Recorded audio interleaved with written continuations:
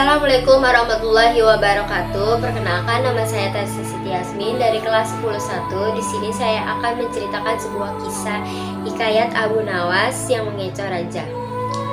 Sejak peristiwa penghancuran barang-barang di istana oleh Abu Nawas yang digegeseri oleh Baginda, sejak saat itu pula Baginda ingin menangkap Abu Nawas untuk dijebloskan penjara.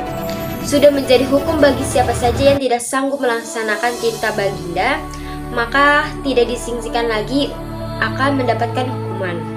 Baginda tahu Abu Nawas takut kepada beruang. Suatu hari Baginda memerintahkan prajurit menjemput Abu Nawas agar bergabung dengan rombongan Baginda Raja Harun al-Rasyid berburu beruang. Abu Nawas merasa takut dan gemetar, tapi ia tidak berani menolak perintah Baginda. Dalam perjalanan menuju ke hutan, tiba-tiba cuaca yang cerah berubah menjadi bening. Baginda memanggil Abu Nawas dengan penuh rasa hormat. Abu Nawas mendekati Baginda. "Tahukah mengapa engkau aku panggil?" tanya Baginda tanpa sedikit pun senyum di wajahnya. "Ampun Tuan, hamba belum tahu," kata Abu Nawas. "Kau pasti tahu bahwa sebentar lagi akan turun hujan. Hutan masih jauh dari sini, kau kuburi kudu yang lamban. Sedangkan aku dan pengawal-pengawalku akan menanggung kuda yang cepat. Nanti pada waktu senap siang kita berkumpul di tempat peristirahatanku. Bila hujan turun, kita harus menghindari dengan cara kita masing-masing agar pakaian kita tetap kering. Sekarang kita berpencar," kata Baginda menjelaskan. Kemudian Baginda dan rombongan mulai bergerak. Abu Nawas kini tahu Baginda akan menjebaknya. Lah harus mencari akal, dan ketika Abu Nawas sedang berpikir, tiba-tiba turun hujan. Bagaimana hujan turun, Baginda dan rombongan segera memacu kedua untuk mencapai tempat perlindungan yang terdekat. Tetapi karena derasnya hujan, Baginda dan para pengawal basah kuyup. Ketika santap siang tiba, Baginda segera menuju tempat peristirahatnya. Belum sempat Baginda dan para pengawal kering, Abu Nawas datang dan menunggu kuda yang lambat. Baginda para pengawal terperang karena bajunya Abu Nawas tidak basah. Kemudian Baginda dan rombongan mulai bergerak. Abu Nawas kini tahu Baginda akan menjebaknya.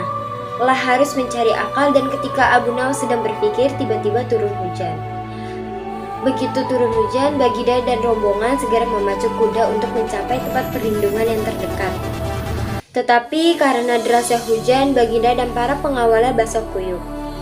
Ketika santang siang tiba, Baginda segera menuju ke tempat peristirahatnya.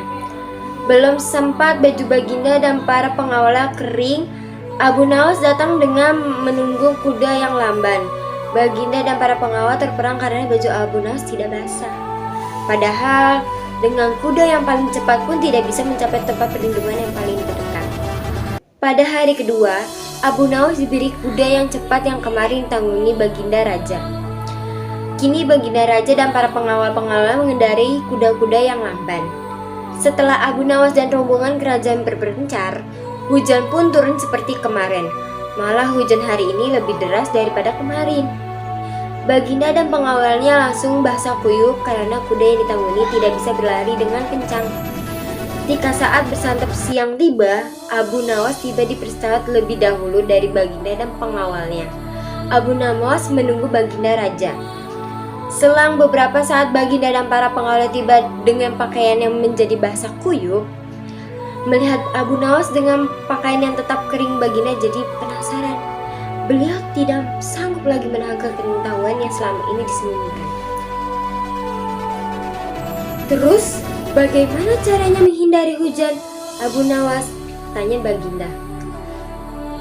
"Mudah Tuanku yang mulia," kata Abu Nawas sambil tersenyum.